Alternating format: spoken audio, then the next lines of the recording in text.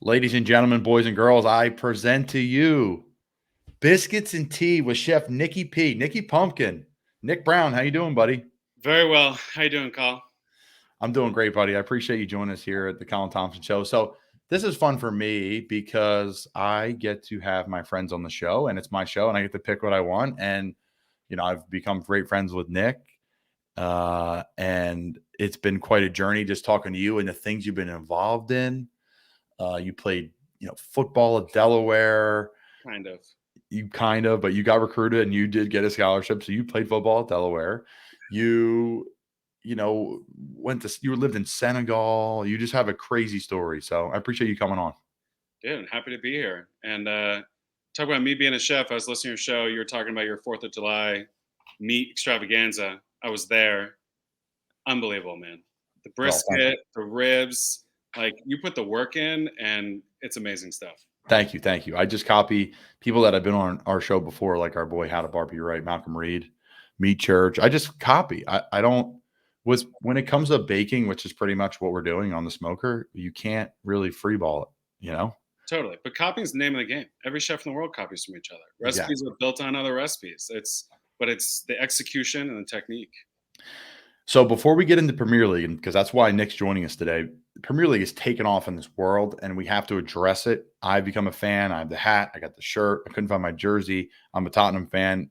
The people that listen to this podcast know that. We're going in March to go to a match over there, so we're excited for that. But before we get into it, talk about what you're up to now, what your work is, Chef Nick Pumpkin. Talk all about this stuff.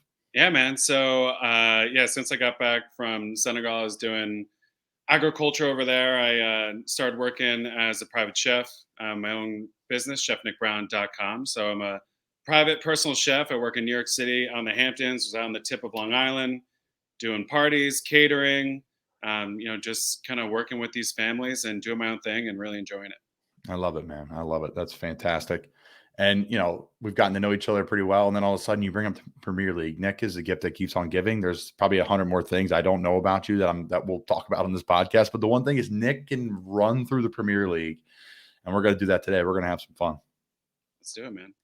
I think the first thing that we're going to tackle is the love for the Premier League, because it's really taken off in the States, right?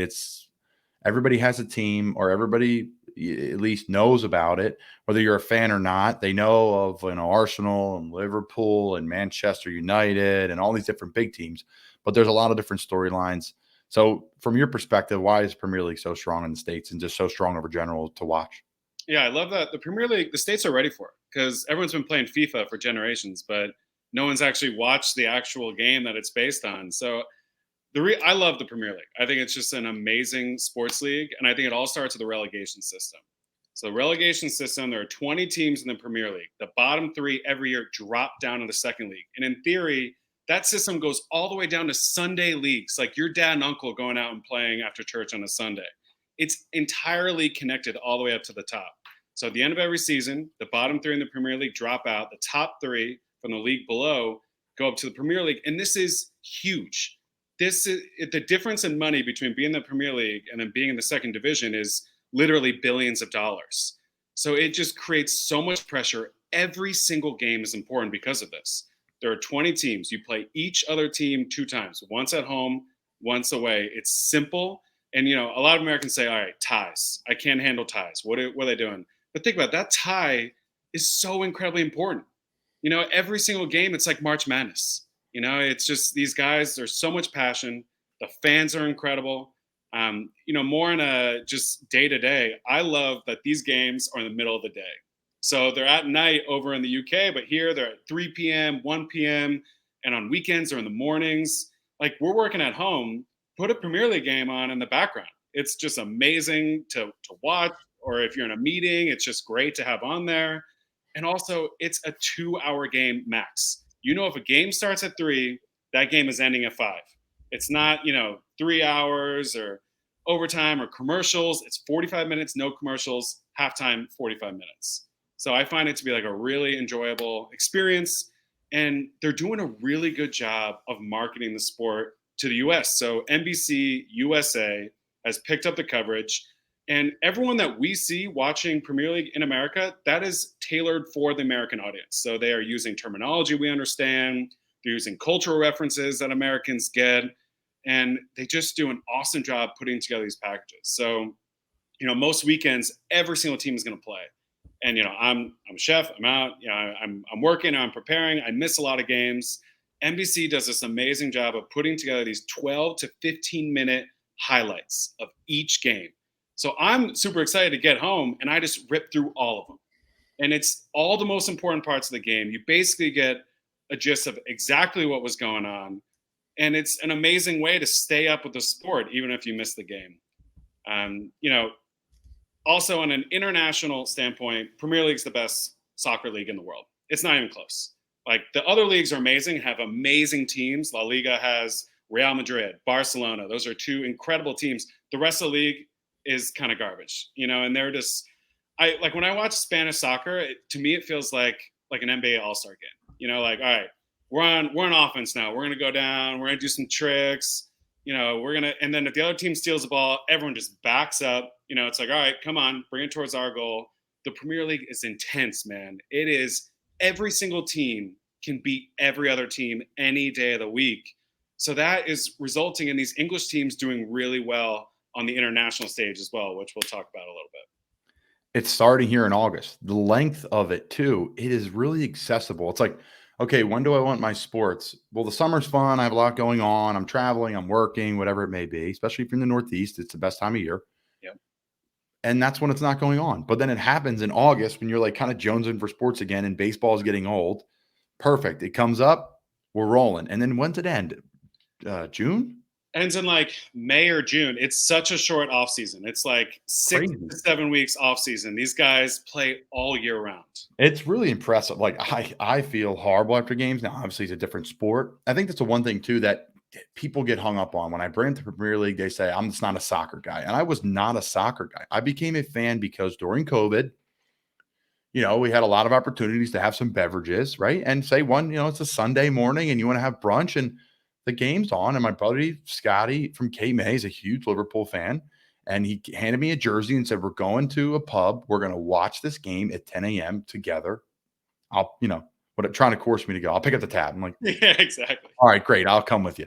So we sat there, had beers, watched the game. The crowd around us had, friendly couple, bucks on the game. And we cheered for Liverpool because that's what everyone was cheering for. And they ended up winning it that year. Yep. And I was like, all right, I'm all in the Premier League, but I'm not coming in as a, as a Liverpool fan. I can't come in at the top. So I found Tottenham through, three or four friends in Key West 3 days in a row. And I've told the story on here before how I became a Tottenham fan. And now I follow them. We're going to a game. But I think the one thing that people struggle with, and I Brentford's football and, the pain is these guys are rolling around on the ground for just getting bumped. Talk about the game, though, because once you follow the game, it's a part of the game in its own way. Yeah, I totally agree. And, I honestly played football here in America. It drives me crazy, the rolling around the ground. I hate it. We just have to be honest with it as soccer fans.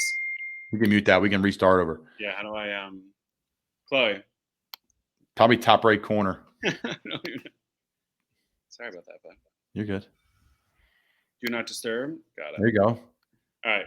Where should I start off from? I'll just ask you the question again, and we'll go from there. All right. So the one thing, like I mentioned, football and people, being sore, are players rolling around on the ground. I think that's the one holdup when I say, yeah, I love the Premier League. Everyone's like, what? You're a football guy? You love soccer? And I'm going to get into watchability and learning how to watch the game. I think that's important. But talk about people rolling around on the ground. It drives me nuts.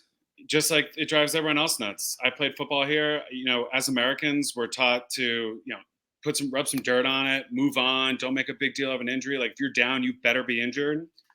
The reality is it's the culture of the game, and it's not changing. So I just accept it. There's so many more pros about the sport that I love. These guys are incredible athletes. They're playing, average of 2 games a week, and they're running like 13 miles a game. This is like running a marathon a week while also being incredibly skilled. But the rolling around the ground and the time wasting at the end of games, it's anything you can do to waste time, kicking it out of bounds, guys will get injured out of bounds and they'll scooch themselves back in bounds because that means that, the play has to stop and the medical staff has to come over. It's frustrating. I get frustrated. I watch every single game and I still get frustrated with it. But I've accepted the fact that it's a reality of the game. I love this sport. There's way more pros than there are those few cons. But I won't tell those people any different. I get it. I understand how frustrating it is. Yeah, it is. It is frustrating once you understand the showmanship behind it, the gamemanship, all the things that come with the game. Like early in the game, when goals need to happen, like nobody's laying on the ground. Like we got to, unless they're tactic, unless you're playing a better team and you need to slow the game down.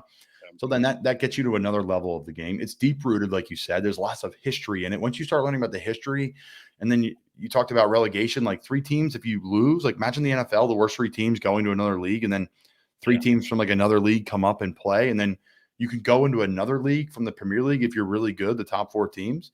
Like, I think that's really interesting. But I think the one thing is you have to learn how to watch soccer, just like any sport. Mm-hmm.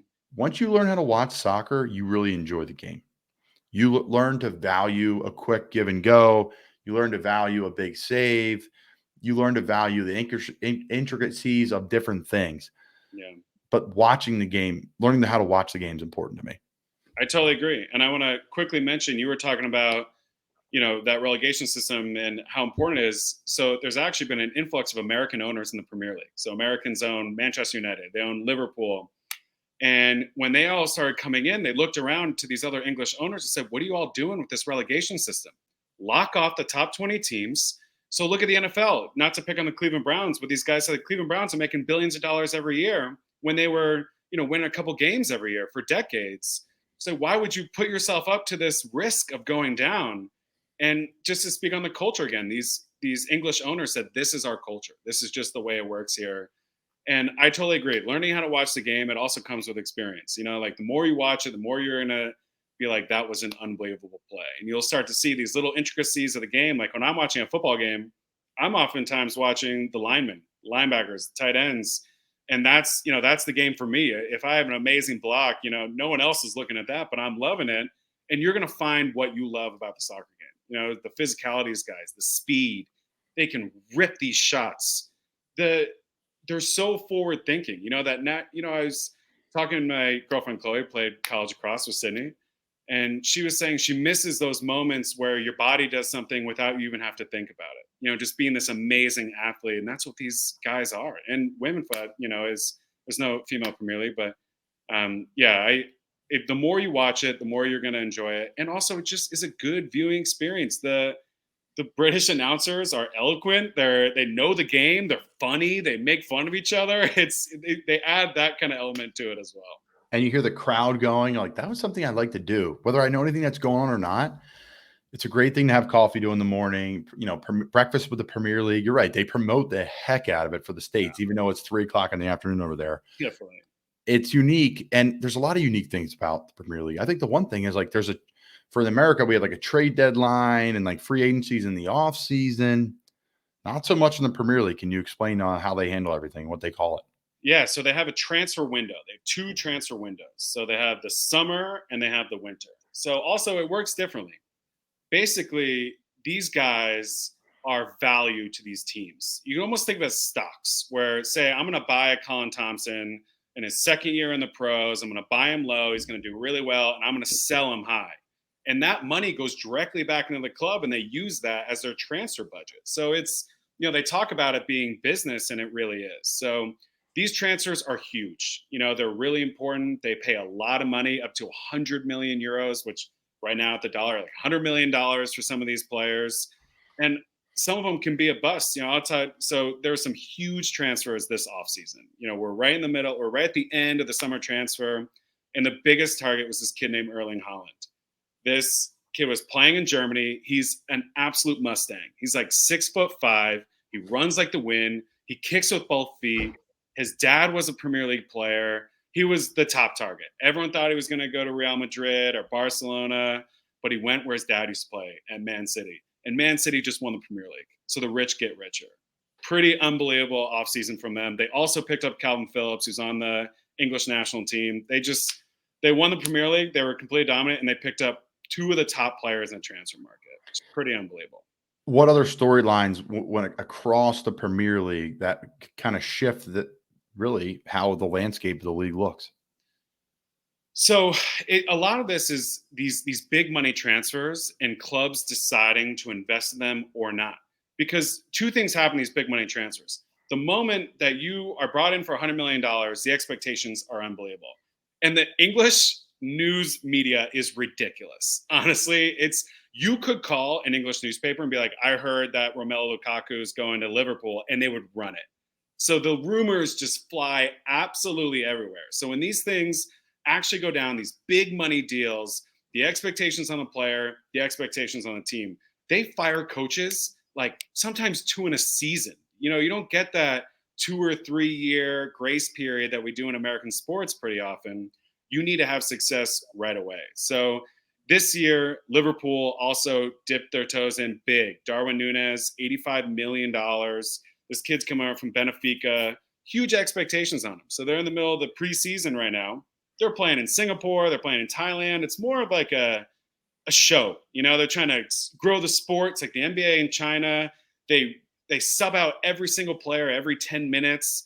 And the media is already on this guy, Darwin Núñez, for not scoring a goal. He's in an exhibition game. He's playing like 20 minutes, but you can see the huge pressure that's on him. Another example of this is Manchester United. They bought this guy, Paul Pogba, a couple of years ago for $100 million. And they lost him to Juventus. He went on a free transfer to Juventus. They bought him back for another $100 million, and he just left again on a free transfer. Can you explain free transfer, what that means? So this is really interesting, Colin, and I have questions about this as well. So basically, you're under contract with the Carolina Panthers. Correct. So if you want to go to another team, say, hey, I want to go play hometown, I want to go play for the Eagles. You can kind of talk to your team. The team's going to gauge your interest and your worth. They're going to talk to the Eagles, see if they can come up with a deal. The Eagles say, I'll pay $100 million to Colin Thompson. But if you're out of contract, this is your last year in your contract, you can wait to end your contract, and then you can go anywhere you want. You're not under contract with the team. My question for these guys is, why extend these contracts? Wait until the end of your contract, go to another team that you want to go to for free, and then the expectations are really down on you. This team didn't pay $100 million for you, so it allows you to open the season with a little more freedom. Got it. So a free transfer is pretty much a free agent. Exactly. And your Spurs cleaned up on free transfers. Yes, they did. Talk about my Spurs a little bit, please. They won the transfer window for me. It's like not even close. They picked up Ivan Perisic on a free transfer. This guy is a winner. He's been to a World Cup final. He's a veteran. He scores goals. Picked up a backup goalie, Fraser Foster, for free. This guy's a monster. He's like 6'9". It's free. They picked up a young defensive center midfielder, Yves Bissouma. Kid is electric. He's got a ton of talent. And then they poached Everton's best player, Richarlison. The only reason an Everton fan has a reason to root for Everton right now. This guy's insane. Scores goals. He's intense. He gets into dirty tackles, but his intensity is amazing. And he said he is going to play Champions League this year for the first time with Tottenham, and that's the reason he came over to Spurs. So your coach, Antonio Conte, loves picking up free transfers more than he loves smoking cigarettes. I heard he's into cigarettes. Do you have any stories about that? I think we talked about one the other day. I just heard that he's jonesing before the end of the first half, and he goes and smokes a cigarette at halftime before doing his team talk. I love it. Hey, man, he's a true Italian then, right? He's a true European. Yeah, and he came in, he wants to win. Talk about the Champions League. There's the Championship League. There's the Premier League. There's the Champions League. Can you talk about the Champions League? Definitely. And this confused me at first. So the Champions League is basically the college football playoff. So you have these top leagues around Europe. You have the English League, the Spanish League, the German League, the Italian League. Those are the big four leagues. So at the end of every season, the top four from those leagues are entered in this pool along with the winner of every other league in Europe. So like Portugal gets 2, but Denmark probably only gets 1. Russia gets 1. So then all these club teams go into basically a World Cup that is an entire season long. So it's congruent with the Premier League season. So oftentimes they'll play the Champions League games on Wednesdays, and then you'll play your actual league on the weekend. So the Champions League is it. It's huge, man. It's the biggest trophy there is in the world, in sports. The whole world watches this sport. It's just the fandom is incredible. And it's amazing to see Liverpool play Real Madrid, these two giants of Europe with two different cultures and styles. It's like the first time that NFL conferences started playing NCAA conferences started playing out of conference games. It's like Oregon playing Alabama for the first time. So it is, it's the end all be all. So this year, when the Champions League starts, just keep in mind, those are the winners from last season. So the winners from last season of their leagues are going to enter the Champions League this year. They'll play a group stage where they all play each other, advance to knockout stages, and then knockout stages, one game at home, one game away. Aggregate goal total out of those two moves on, and the Champions League final is the biggest game there is. And Real Madrid won last year, beating my Liverpool.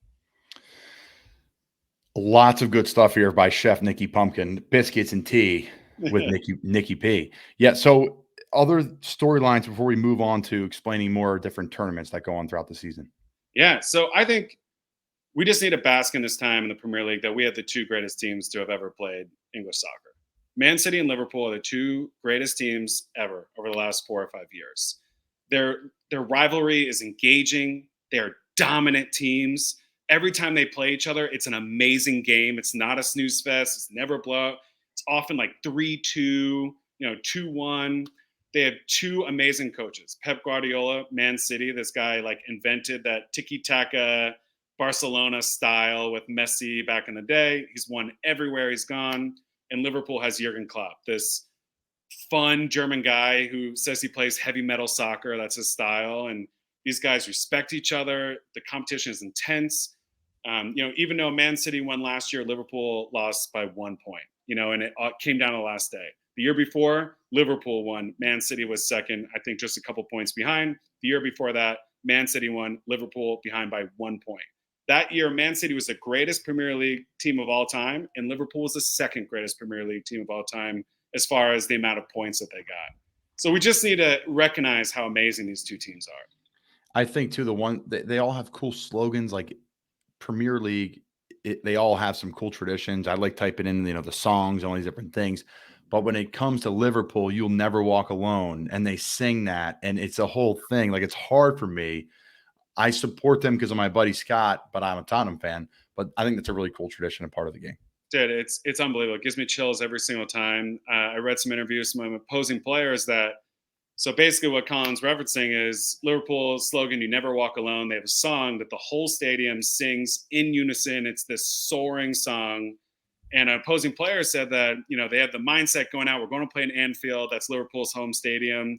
They got the game plan in their mind. We're not going to listen to the crowd. We're just going to ignore them. And they said they get out there and they sing that song right before they kick off. And they say it's impossible to ignore. It just shakes you immediately.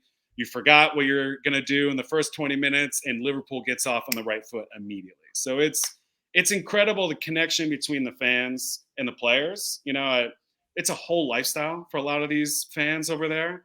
I don't think I would be starting the day at 5 a.m. singing songs the entire day until 8 p.m., but I'm glad they do it, and I'm glad I get to listen to it. I think I could do it, and I'm going to try my darndest. I'm going to try my darndest, Nick, when I'm over there to do it. All right, so we're going to get into some rapid fire stuff about each team. I'm going to touch on the top 4 teams and the bottom 3 teams that got relegated here in a second. But can you talk about the other tournaments that go on throughout the season? Again, folks, they have a regular season schedule.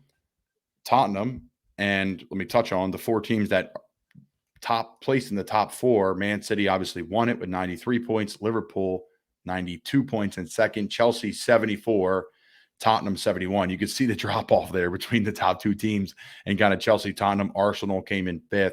Manchester United came in 6th.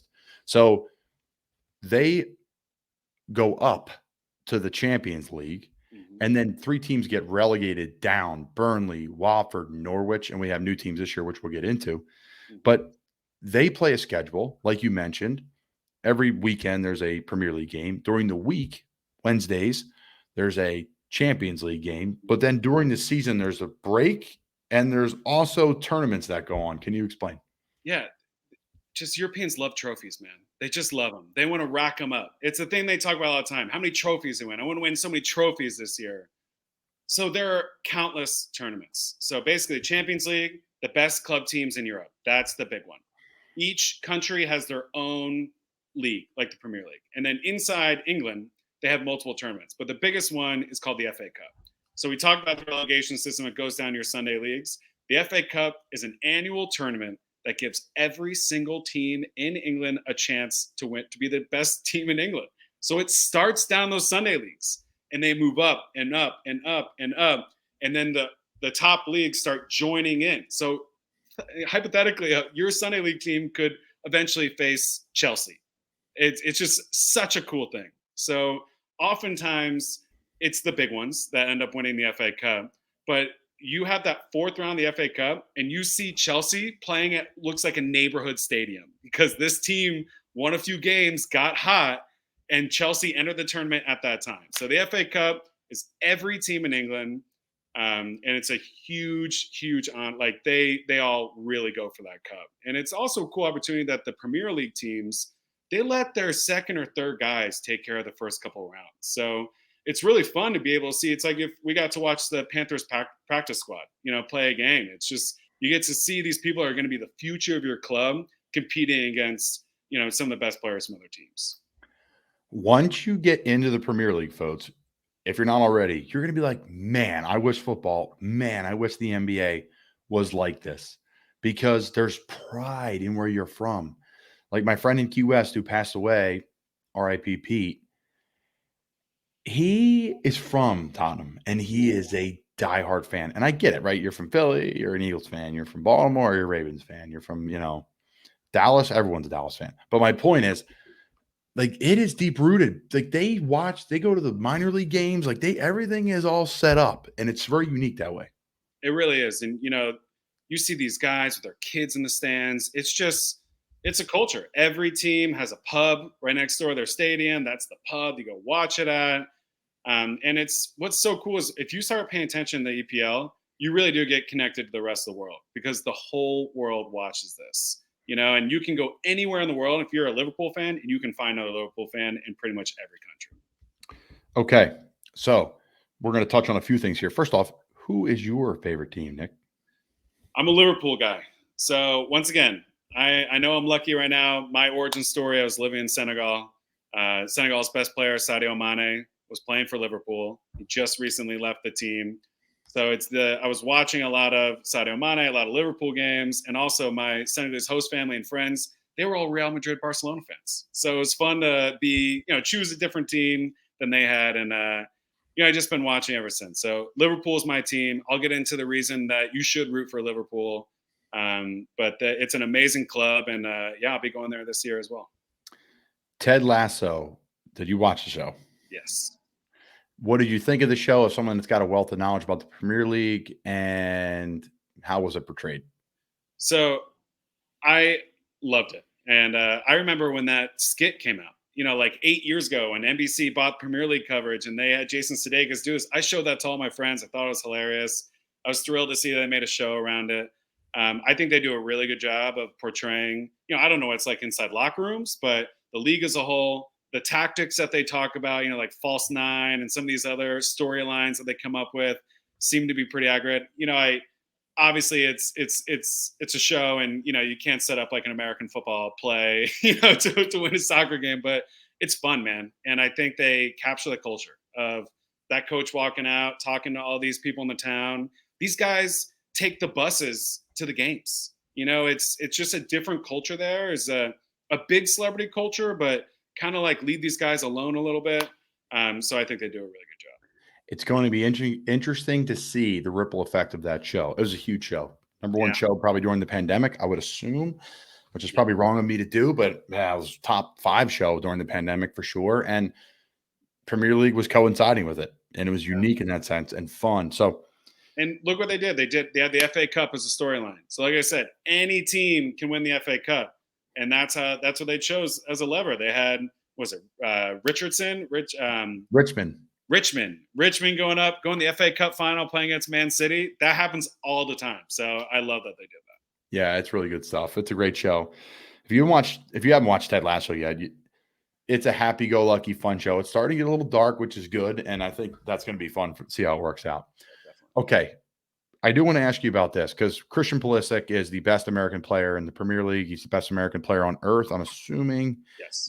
He plays for Chelsea. Talk about him, his impact on USA soccer and then soccer worldwide. He's been huge. He's the most important player in the history of American soccer, and he's 24 years old or 25 years old right now. The fact is, he was starting as an 18-year-old on Dortmund, which is one of the biggest teams, the second biggest team in Germany. He got bought for $55 million by Chelsea, going to one of the biggest clubs in the Premier League, and he plays and he scores.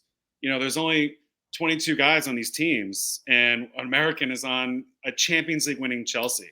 I think he's also revitalized the national team, and he's been a true leader of getting a lot of these guys to go to Europe and compete.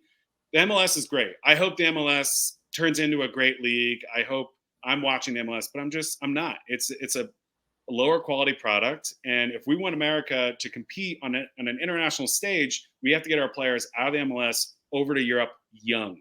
They needed to develop that touch. It's different. It's not like American football where, you can start as a freshman in high school and be a number one overall pick. It's just the way that sport works. Touch and feel this game, it really starts at a young age, and Europeans know that, and these kids grow up with balls. So Pulisic, he's having a little bit of trouble at Chelsea. He's not playing as much as he wants. There's some rumors of him moving. We'll see. He says he's happy at Chelsea right now. They're actually here in America doing their preseason. He's showing all these guys, he was talking, all these guys are asking him where to go out, and they're in LA. And he's like, dude, I'm from Hershey, Pennsylvania. I have no idea what to do in Los Angeles. But like, these European countries are smaller, so they think that, they kind of know everything. Yeah. But he's brought up this young crop of American players like Weston McKennie, Tyler Adams, Brendan Aronson. All these guys are playing at big-time clubs. Sergino Dest is playing at Barcelona, and he's starting. These are Americans starting on the biggest teams in Europe. It makes it really fun to watch. So American soccer is trending in the right direction? Certainly. So, and also the World Cup in 2026 is in America. And we have this young group of players right now that are all going to be hitting their primes in 2026. I've told my friends, I don't think America will ever win a World Cup. I think it's a reality. Very few countries do win World Cups when you look at it. Even Argentina's never won a World, or not, pardon me, they've won 2 World Cups. They haven't won it with Messi. The Netherlands has never won a World Cup, and they're like a dominant soccer powerhouse. But it is definitely trending up with these young guys competing on the top level. This year in the World Cup, it's going to be fun to see what they do. High pressure. It's this November in Qatar. But 2026, Canada, U.S., and Mexico are hosting the World Cup jointly. And it's going to be really fun. Our best team ever is going to be hitting at a time that we're hosting the World Cup. It's going to be a lot of fun. It's going to be a lot of fun. I'm looking forward to it. Again, biscuits and tea with Nicky P. I moved to the rapid fire. This is going to be fun. Now, do you want to start with the bottom to the top, or you want to top to bottom? So let's do bottom to the top because, we're going to rapid fire some of these bottom teams and try to give you a reason to root for them. And then you can kind of see where these teams finished last year. So we're going to go rapid fire. Nick's going to say a few words or maybe more or maybe less, whatever he wants to do about every team.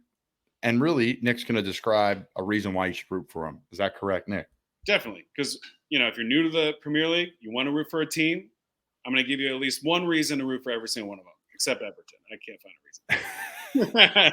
So who are the 3 teams? 3 teams got relegated. Burnley, Watford, Norwich. They were all the way at the bottom.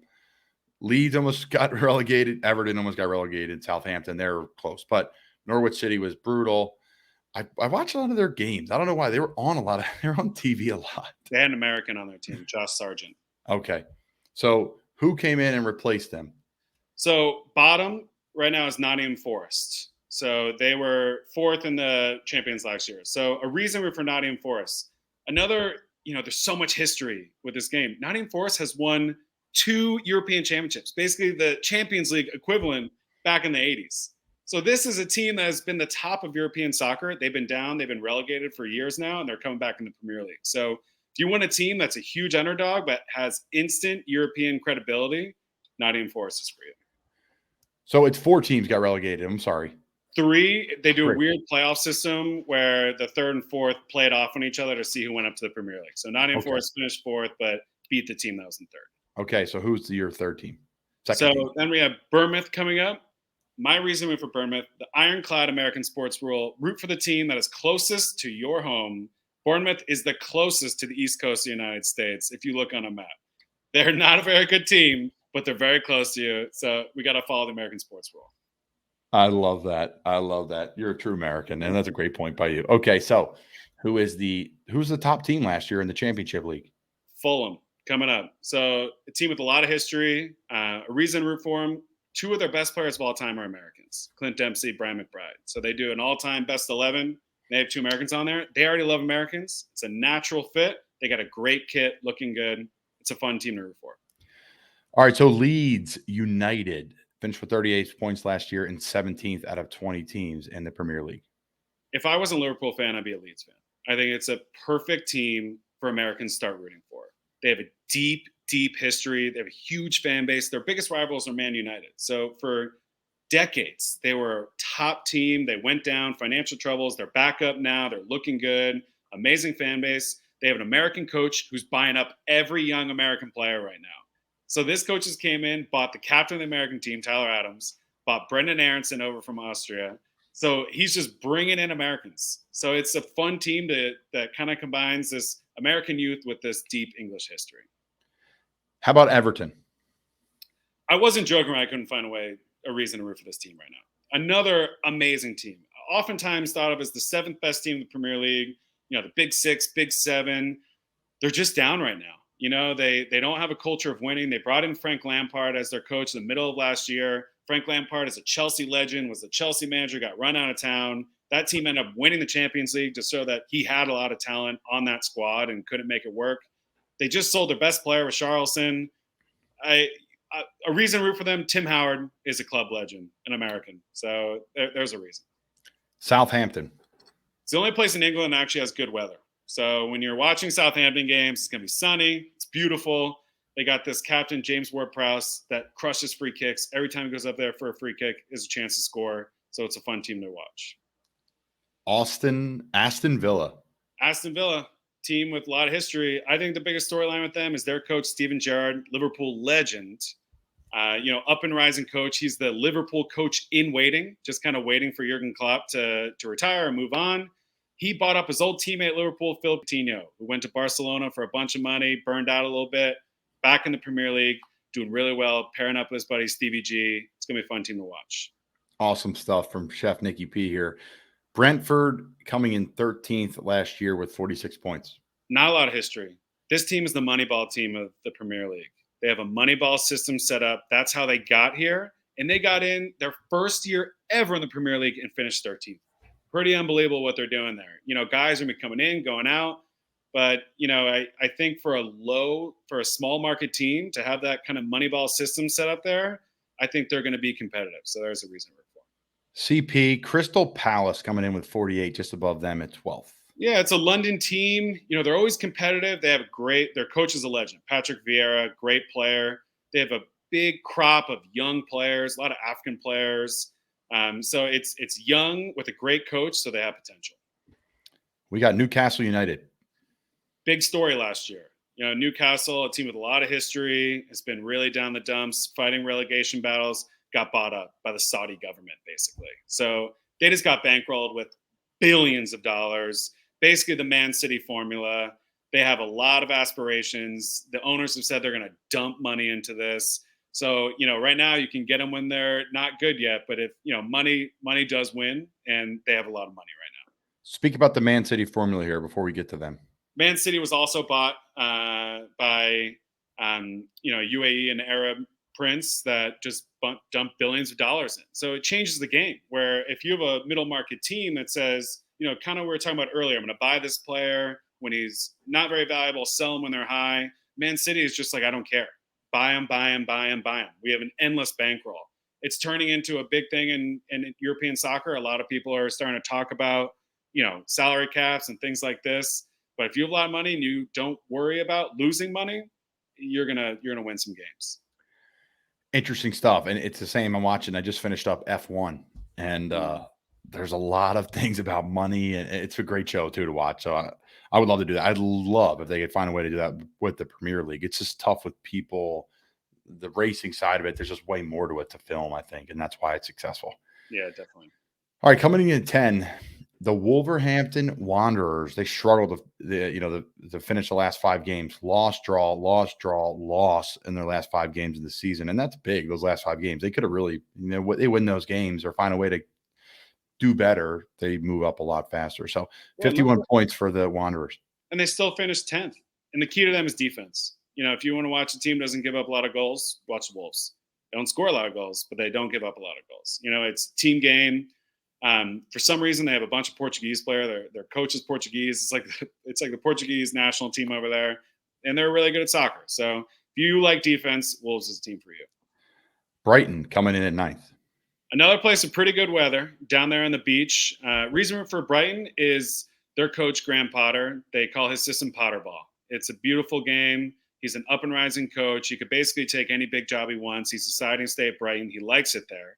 I don't know how long he's going to be there, but it's a middle market team that finished 9th last year, and they didn't do it by packing it in, doing counterattacks. They play complete soccer, and it's a fun team to watch.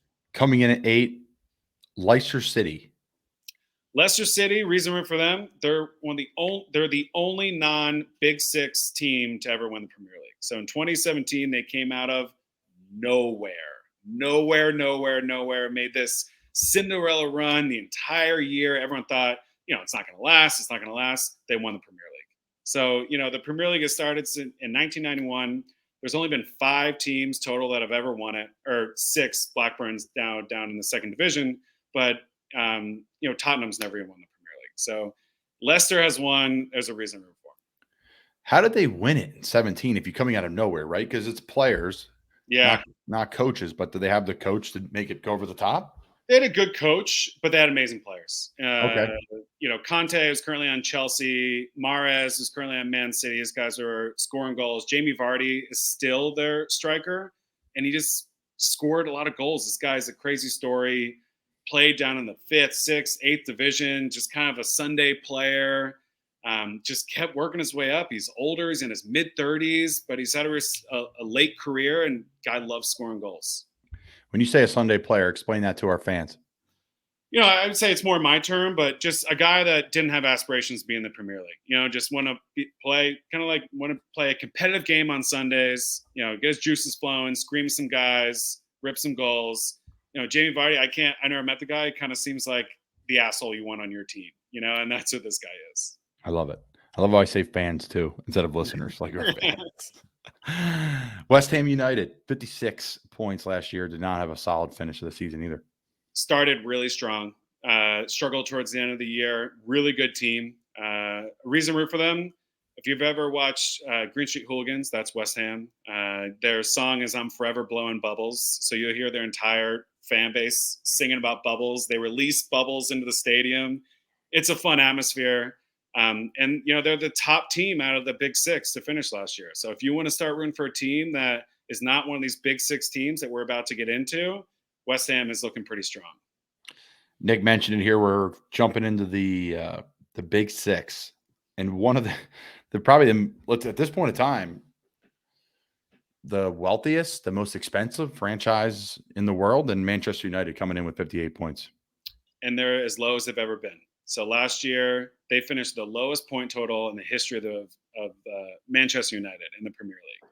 So they had this coach, Sir Alex Ferguson, for decades. The guy won 13 titles, knighted, absolute legend, ran the club. Since he's retired, they just haven't been able to figure it out. They've really been struggling. Last year was the pits. They brought in a new coach from Ajax coming out of Netherlands. The guy seems promising. So I think the coach is a positive move. They need to revamp this entire squad. They have like 2 or 3 players that are going to stay. The new coach has come in and pretty much said as much. They need to ship out a lot of these guys and just get back to a winning culture. And right now, I don't see it happening this season. We'll see maybe next season. Talked about winning culture. Arsenal's one that's won a lot. They came in 5th. They won a lot, and they do it well. Sometimes to their own faults, where they try to play the beautiful game. And they really are. They're a beautiful team to watch. They play really cool soccer. It's a passing game, beautiful goals. They have a motivated coach. And they have a really young core. I think Arsenal is a great team to start rooting for right now. They have a lot of guys in their early 20s that are playing really well together and are going to be Arsenal Gunners for a long time. So if you start watching now, you have players you can follow their whole career. Number 4, my team, the Tottenham Hotspurs. This goes to you, my man. This goes to me? Wow. Oh, man. First off, I love their colors. The white and blue are fantastic. They're clean look.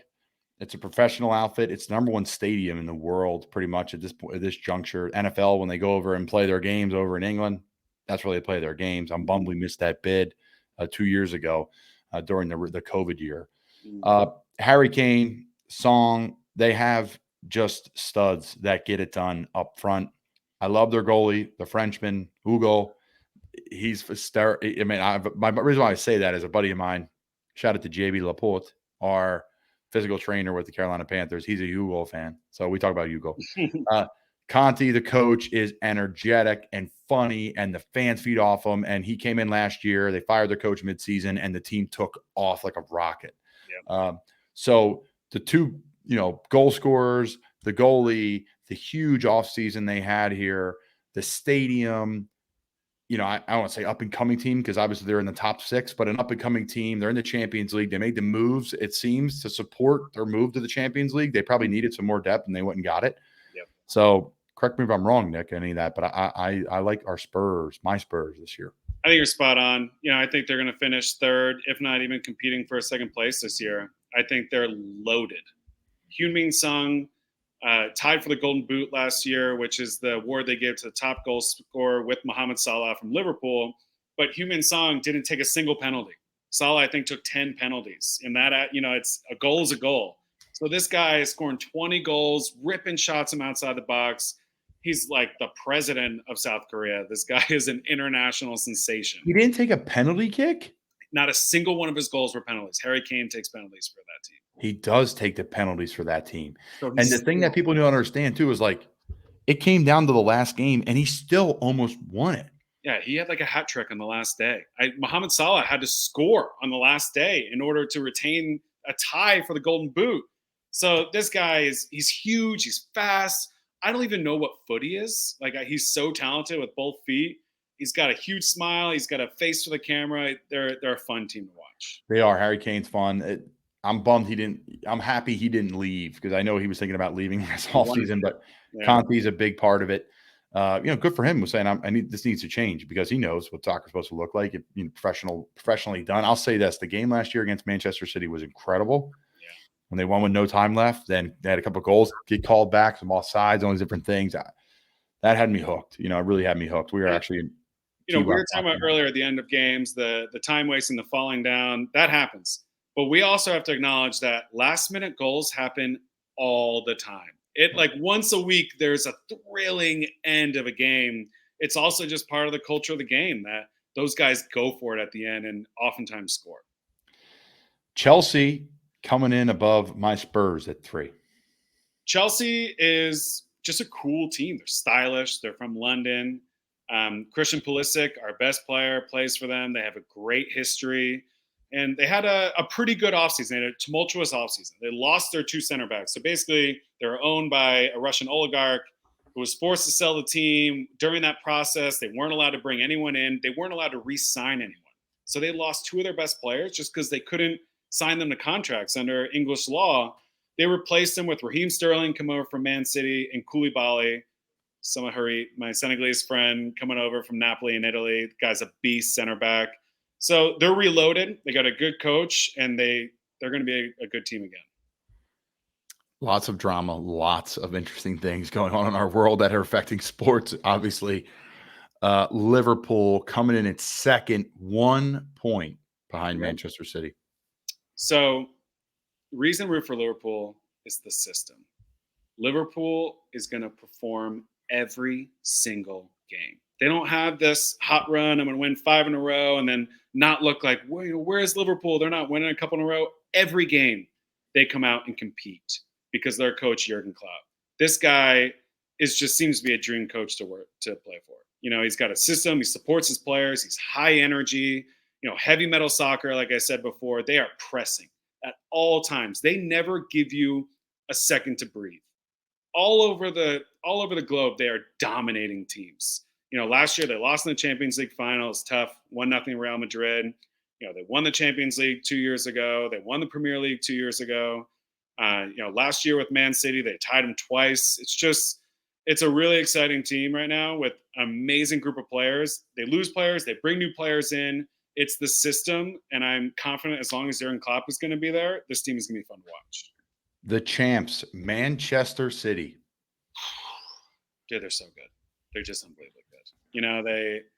Pep Guardiola was in Barcelona with Messi, dominated Champions League. Went to Bayern Munich, Lewandowski and crew, dominated Champions League. Comes over to England, takes Man City. Man City is not a traditionally good team. They're bought with someone with a lot of money, and they brought in Pep Guardiola. They had some success before Pep came in, but Pep has made them a global powerhouse. Also, this team has changed the game. They've bought clubs all over the globe. So like NYCFC, the MLS squad in New York, that's a Manchester City affiliate. So basically they have feeder programs across the entire globe that are just finding players in every single corner and then funneling them towards Man City. So what's the reason to root for Man City? They're going to win for a really long time. Their squad is unbelievable. They're too deep at every single position. They just bought the number one transfer target in the entire globe. This kid is like 19 years old. He's going to dominate for a decade. They're going to be amazing again. Chef Nicky P, Biscuits and Tea with Chef Nicky P, talking EPL. Anything before we move on? I would say, let me think about this, Colin. You're fine. Finish this? Chef Nicky P is thinking how to finish, and it's absolutely just mic drop, folks at home. He's got the hat. He's killing the game. Yeah. And, I'm excited for what you're doing cooking wise. Do we need to delegate to some cooking stuff, or you feel like you have your head right here? What do you want to finish? I would love some sous chefing from you. Yeah, check me out, chefnickbrown.com. Love cooking with Colin. He's got great knives, got a great kitchen. Doesn't know how to cook. Sydney, his wife, is a good cook, and she's got an eye for food too. She's got the fun Instagram, and no, dude, I'm really excited. I was happy to see you all around July 4th. Looking forward to watching this season. Hopefully we'll catch you around the bye week, but yeah, just excited for everything we got coming. Dude, I think you killed it.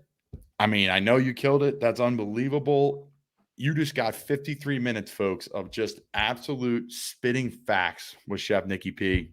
This is our first version of Biscuits and Tea with Chef Nicky P. Thank you so much for joining us, brother, and looking forward to having you back on here soon. Thanks, man. Appreciate it.